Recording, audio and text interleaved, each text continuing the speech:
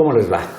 Anoche les decía que Emiliano Gironella tiene un gusto particular por la historia mexicana y acaba de ver que se publiquen estos dos libros a propósito de los 500 años del encuentro entre Hernán Cortés y el gran Tlatoani Moctezuma Xocoyotzin. Sí. Y este joven de estirpe de prosapia que es Emiliano Gironella, Bueno, lo dejamos así. es de la idea de que los verdaderos padres de la patria se llaman Moctezuma Xocoyotzin y Hernán Cortés. Sí, no, bueno, ese encuentro, el mestizaje, lo que aquí hay unos cuadros que les llamo el Petate Sutra, porque pues todos somos hijos Como del el Petate. Kama Sutra. El Kama Sutra y después ahí en la península el Amaka Sutra. Entonces, saber que empieza el mestizaje, que eso nos hace lo que somos como nación. Bueno, inclusive hay unas hijas de Moctezuma que son obsequiadas a Cortés, ¿no? Ahorita Hernán Cortés y Moctezuma, Hernán Cortés está viviendo en palacio con Moctezuma porque él después deja a Moctezuma solo y es cuando pasa la matanza del Templo Mayor y...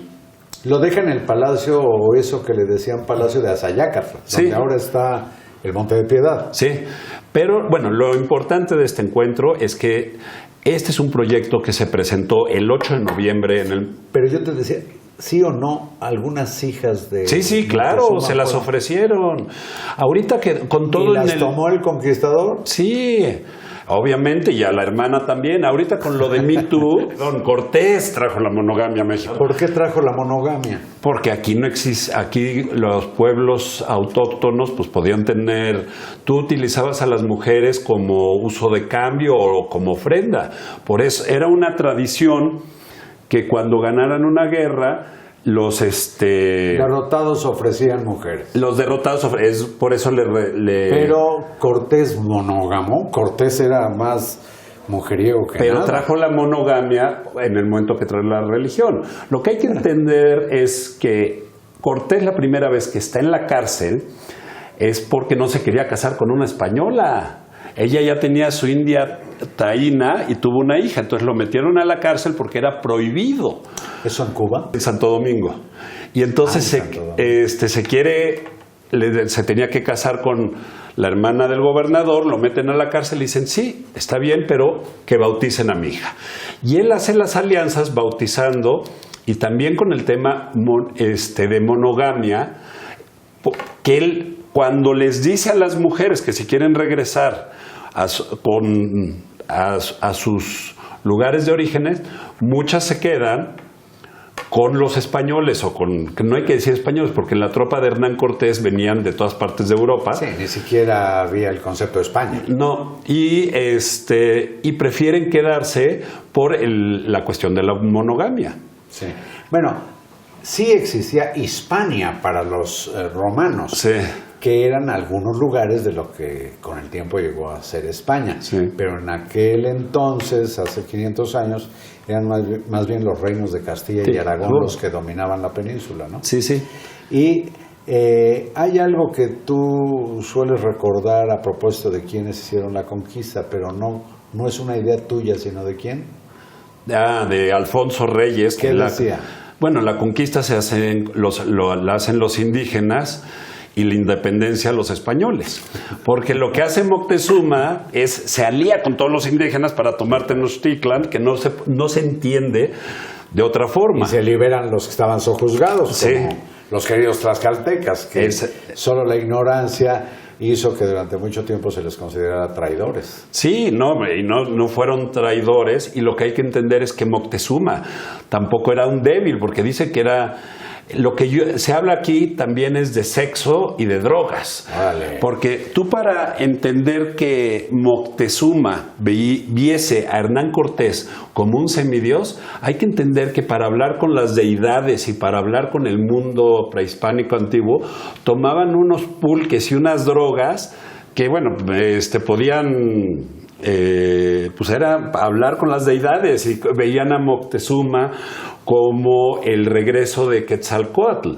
Entonces ahí hay unas ilustraciones y estos especialistas, la verdad tengo la suerte de trabajar con Luis Barjau, que es el que más sabe de Moctezuma, y Christian Duverger, que son bueno, estos son algunos cuadros. Este es el eclipse, este es un presagio.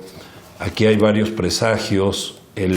Bueno, estas son las pirámides invertidas, que es como los indígenas veían a los barcos como pirámides flotantes. Entonces trato de tocar y salirme totalmente del discurso oficialista, de los murales y del vasconcelismo posrevolucionario que ya está pasado por agua. Qué aborrección. Y tratar de generar... Sí, la historia oficial dichosa está en los murales de Rivera y de Siqueiros. Sí, sí.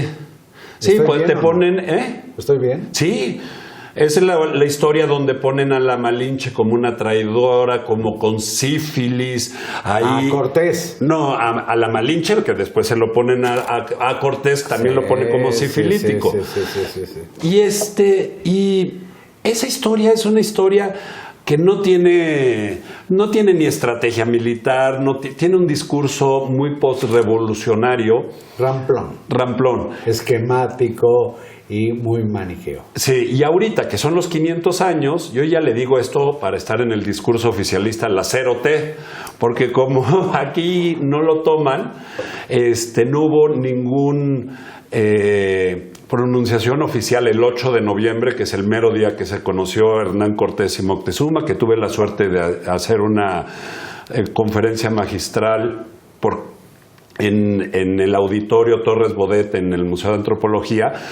Era para que se hiciera todo un año dedicado a Hernán Cortés y Moctezuma, y lo que se quedó el año pasado fue una cuestión de perdones y que nos pida perdón el pueblo español, y bastante infantil en un momento histórico que no nada más abarca México y España, es un momento histórico de la humanidad. Sí. O sea, Hernán Cortés trasciende con mucho las personalidades de Moctezuma y Cortés y los pueblos de lo que entonces era España y lo que todavía no era México. Sí, exactamente. Trasciende mucho más. Y es una cuestión que, bueno, como hablamos en el otro programa, que trato de reconciliar a la policía con la sociedad, aquí trato de reconciliar a los mexicanos con su pasado, o reconciliarme a mí, decir, oye, aquí pues no soy azteca ni español, soy mexicano y estos son los padres de la patria, y ese mestizaje es lo que hace México rico.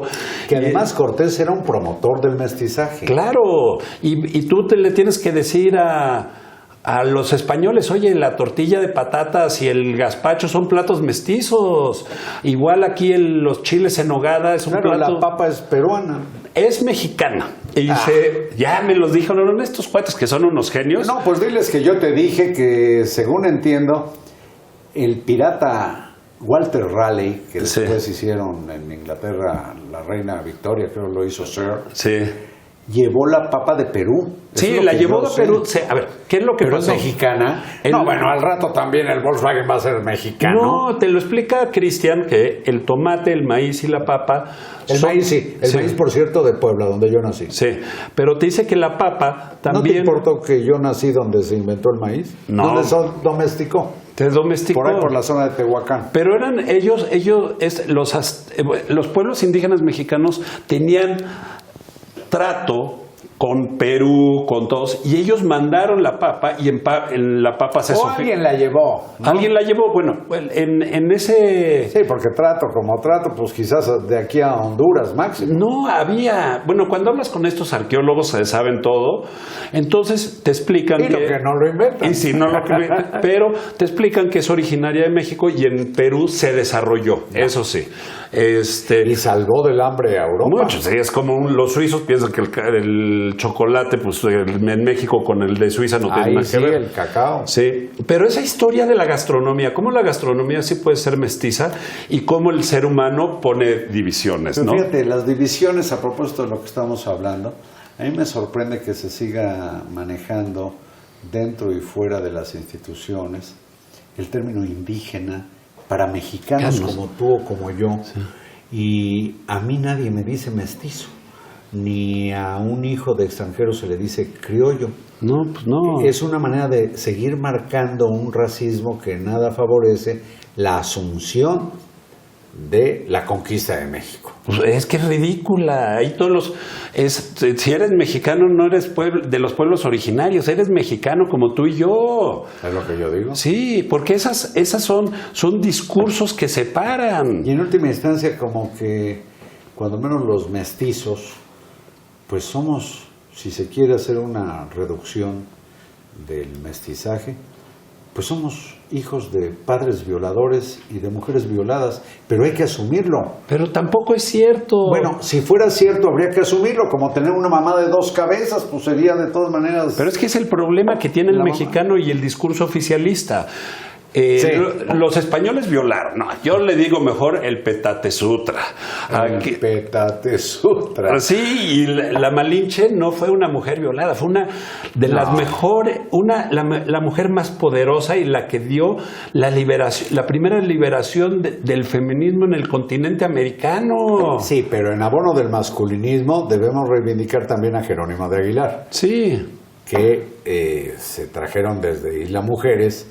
Y él sabía maya, y la Malinche sabía maya y náhuatl, sí. Y eso hizo posible que Cortés llegara a Tenochtitlan como con una laptop. Sí, pero bueno, el Petate Sutra también se ayudó. A ver, es que esa cosa de no hablar del sexo, no hablar de las drogas, ahorita el gran momento de violencia que vive en México es por las drogas, cuando los pueblos, bueno, ahorita el peyote que está de moda, que lo pusieron los huicholes, por las diferentes drogas y la asunción de las drogas son parte de la sociedad, y México tiene la mayor variedad de alucinógenos del mundo, y aquí nos estamos peleando que si legalizamos la eso mota. nos lleva a otro tema. Sí, pero bueno. Emiliano, te agradezco mucho esta conversación. Y la cicatrización con nuestro pasado es importante. Órale. Sale, vale. Te muchas felicito, gracias. Gracias, y a ustedes, buenas noches.